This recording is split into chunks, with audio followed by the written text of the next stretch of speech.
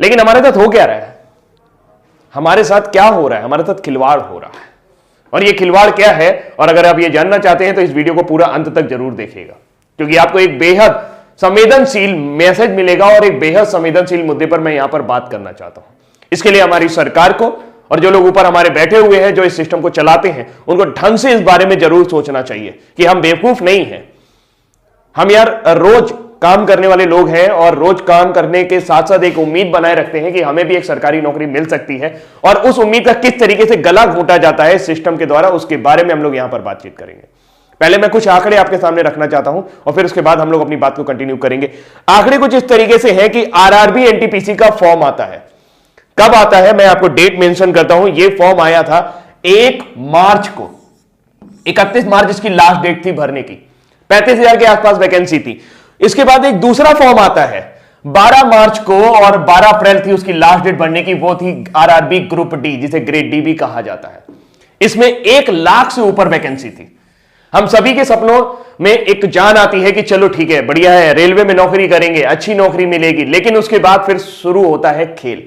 खेल किस तरीके से शुरू होता है? खेल कुछ इस तरीके से शुरू होता है कि 1 करोड़ से ज्यादा लोग, मैं एग्जैक्ट डेटा दे रहा हूं आपको, मैं अभी एग्जैक्ट डेटा देता हूं आपको, 1 करोड़ से ज्यादा लोग आरआरबी एनटीपीसी का फॉर्म भरते हैं और 1 करोड़ से ज्यादा लोग ग्रुप डी का भी फॉर्म भर देते हैं। अगर आप देखें तो 1,26,30,885 लोगों ने एनटीपीसी का फॉर्म भरा हुआ है और 1,15,67,248 लोगों ने आपका ग्रुप डी का फॉर्म भरा हुआ है। और अगर हम इस आंकड़े को और आगे लेके जाएं दोस्तों, तो ये आंकड़े और भी ज्यादा चौंकाने वाले हैं कि अगर आप टोटल फॉर्म भरे जाने की संख्या देखें तो ये इतनी बड़ी संख्या है कि 2,41,98,133 लोगों ने फॉर्म भरा है। सिर्फ 1 लाख वैकेंसी ग्रुप डी, अगर उसमें 35,000 एनटीपीसी भी जोड़ दे तो 1,35,000 वैकेंसी के लिए। आप समझ सकते हैं कि आज की डेट में बिल्कुल एकदम सिंपल सा आइडिया यह है कि भारत में 10 करोड़ लोग बेरोजगार हैं, जो किसी ना किसी तरह की बेरोजगारी से ग्रस्त है, जिनकी डेली की इनकम 200 रुपए भी नहीं है। जी हां, जो महीने में 6,000 रुपए भी नहीं कमा सकते हैं। आज की डेट में 80 रुपए पेट्रोल हो गया। और सबसे बड़ी बात है कि मार्च का फॉर्म आया, फिर कहते हैं कि टेंटेटिव डेट आपके एग्जाम की हो जाएगी सितंबर, जून से सितंबर के बीच में आपका एग्जाम करा देंगे। बहुत बढ़िया बात है। अब सबसे बड़ी बात यह है कि इन्होंने इस फॉर्म के लिए जनरल कैटेगरी से 500 रुपए लिए थे। कितने लिए थे? 500 रुपए। ग्रुप डी के लिए भी 500 और एनटीपीसी के लिए भी 500। अगर मैं मान लेता हूं सारे जनरल लोगों ने भरा होगा तो यह मैक्सिमम अमाउंट पहुंचता है 1200 करोड़ रुपए, 1,200 करोड़ रुपए।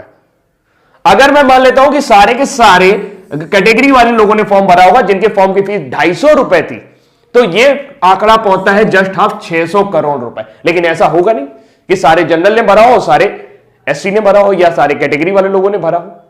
तो मैं एक आंकड़ा मान लेता हूं कि कम से कम सरकार के पास 1,000 करोड़ रुपए के आसपास होना चाहिए, जो उनके पास मार्च और अप्रैल 2019 के दौरान आया था। मार्च अप्रैल 2019 बीते हुए लगभग 1 साल होने जा रहा है, फरवरी आने वाली है और एग्जाम की डेट का अभी भी कोई पता नहीं। मेरा दिमाग तब खराब हुआ या मुझे गुस्सा तब आई जब कई सारे मेरे स्टूडेंट जो मुझसे पढ़ रहे थे वो ये कल कह रहे थे कि सर एग्जाम का पता ही नहीं चल रहा कि कब होगा, क्या करें, आत्महत्या कर लें क्या? दोस्त, कमजोर नहीं होना, हम आत्महत्या नहीं करेंगे। क्यों करेंगे भाई आत्महत्या? हमारे जो 500 रुपए हैं, जो 250 रुपए हैं, वो इन लोगों ने ले रखे हैं और 1,000 करोड़ रुपए इनके पास है और ये एक वेंडर डिसाइड नहीं कर पा रहे। इनको एक वेंडर नहीं मिल रहा जो एग्जाम कंडक्ट करा सके। धारा 370 हटानी होती है, 1 दिन में हट जाता है। एनआरसी सीए लाना होता है, 1 दिन में आ जाता है। 2 करोड़ लोगों की जिंदगी का सवाल है यार। 2 करोड़ लोग इस आस में जुड़े हुए हैं। मैं जानता हूं कि 2 करोड़ लोगों को वैकेंसी नहीं मिलेगी, लेकिन उनको कम से कम एक जीवन का पड़ाव तो खत्म होगा। जो दिन भर वो टेंशन में रहते हैं कि तैयारी करनी है, तैयारी करनी है, तैयारी करनी है। दुनिया भर के कोचिंग वाले, दुनिया भर के चैनल वाले सब उनको बेवकूफ बनाने की कोशिश कर रहे हैं और लगातार उनसे पैसे ऐंठ रहे हैं। एक बैच शुरू होता है, फिर दूसरा बैच शुरू होता है, फिर तीसरा बैच शुरू होता है। बैच खत्म होने का नाम नहीं ले रहा है और नौकरी आने के नाम नहीं ले रही। क्या आपकी कोई जिम्मेदारी नहीं बनती है? नेताजी, मैं आपसे ही कह रहा हूं, ये वीडियो इतना शेयर करना कि नेताजी तक पहुंच जाए। क्या आपकी कोई जिम्मेदारी नहीं बनती है कि 2,41,00,000 लोगों के ऊपर आप ध्यान दें? ये संख्या आपके लिए मायने नहीं रखती है और आपके लिए नहीं मायने रखती तो ये 1,000 करोड़ रुपए का आप कर क्या रहे हैं? ये किसी घोटाले से कम है क्या? किसी भी बैंक में डाल दोगे, घटिया से घटिया बैंक में भी अगर 1000 करोड़ रुपए डाल दोगे तो वो बैंक जिंदा हो जाएगा। पूरे देश की आबादी सिर्फ 137 अरब है। मैं सिर्फ इसलिए बोल रहा हूं क्योंकि 1000 करोड़ रुपए अगर आप उनको भी बांटना शुरू करेंगे तो कई लोगों के जीवन सुधर जाएंगे। और आपको क्या लगता है जिन्होंने ये 500 रुपए दिए वो बहुत अमीर घर से आते हैं? उनके घर में BMW खड़ी है, उनका बड़ा सा मकान है? जी नहीं, वो कभी भी आरआरबी, ग्रुप डी और एनटीपीसी की नौकरी करने नहीं आएंगे। ये वो लोग हैं जो तिल तिल करके तैयारी कर रहे हैं, अपनी मेहनत, खून पसीने की कमाई से तैयारी कर रहे हैं, वो पैसा देने की कोशिश कर रहे हैं। अब हम क्या कर सकते हैं? हम कुछ नहीं कर सकते। क्यों नहीं कर सकते? क्योंकि हम सिस्टम में नहीं है, आप सिस्टम में हैं।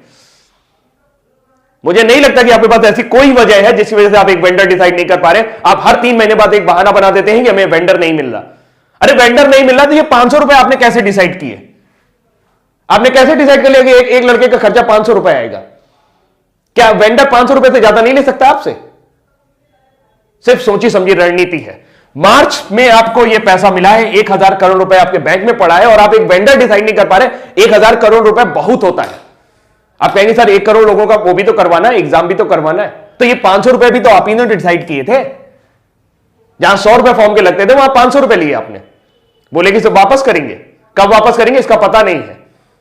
आप सिर्फ और सिर्फ बिजनेस कर रहे हैं और इस 1000 करोड़ रुपए को घुमा रहे हैं। ये जनता का पैसा है और जनता जवाब मांगेगी आपसे। दोस्त नेताजी आप भी ध्यान से सुन लीजिए, जो लोग भी ये वीडियो देख रहे हैं भाई, अगर उनको मेरी बात सही लग रही हो या लग रही हो, मेरी बात सही लग रही हो या लग रही हो, लेकिन बात है सच्ची। मुझे गुस्सा इसलिए आता है क्योंकि मैं एक टीचर हूं और बहुत सारे बच्चे ऐसे हैं जो मुझसे पढ़ते हैं और उनके अरमानों को जब मैं घुटता हुआ देखता हूं, जब उनके चेहरों को मैं उदास देखता हूं सिर्फ इस वजह से कि सर समय बीतता जा रहा है और हमारी एनर्जी, जी हां, आपके पास जो 65% युवा है उसमें से 2 करोड़ 41 लाख लोग अभी भी इस एग्जाम की तैयारी कर रहे हैं। ये सिर्फ एक एग्जाम की बात है। एसएससी के साथ भी आपने यही किया था। लोगों के 1-1 साल आपने बर्बाद कर दिया और इस तरीके के कई साल आप बर्बाद कर रहे हैं। उत्तर प्रदेश में वैकेंसी और लटकी पड़ी है 69,500, उसमें भी कोर्ट केस चल रहा है। अरे जब नौकरी देनी नहीं होती तो निकालते क्यों है यार? क्यों मजाक करते हो हमारे साथ? जब देनी नहीं होती तो निकालते क्यों मजाक करते हो हमारे साथ? हमारा जीवन इस तरीके से एक सपना बुनना शुरू कर देता है कि नौकरी लगेगी, नौकरी लगेगी। जिस उम्र में उनकी एनर्जी बढ़नी चाहिए, आपको क्या लगता है कि इतना हतोत्साहित युवक आप लोग हैं तो आप उससे अच्छा काम करा पाओगे? जो 1 साल 2 साल तैयारी करके आया होगा, जिसके लिए नौकरी मिलना ना मिलना सब बराबर हो चुका होगा। अरे कोई प्लानिंग ही नहीं है यार। बड़े बड़े आईएएस बैठे हो आप लोग, इतना सारा आईएएस भरा पड़ा है, सब जिसको देखो वो बहुत ऊंची ऊंची पोस्ट पे, वो लोग बढ़िया गाड़ी से चल रहे हैं, बढ़िया बंगले से घूम रहे हैं, सारा सब कुछ उनका जीवन सुलभ है, उनको इनकी फिक्र नहीं हो रही। किसी को इनकी फिक्र नहीं हो रही। 2 करोड़ लोग, ओ माय गॉड, इतनी बड़ी जनसंख्या है 2 करोड़, कुछ कहने को नहीं। अगर अपने दम पर आ जाएगी ना तो आप परेशान हो जाओगे, आपका सिस्टम मिल जाएगा पूरा। बहुत बुरा है, बहुत बुरा है, भावुक हूं मैं, बहुत ज्यादा बुरा है।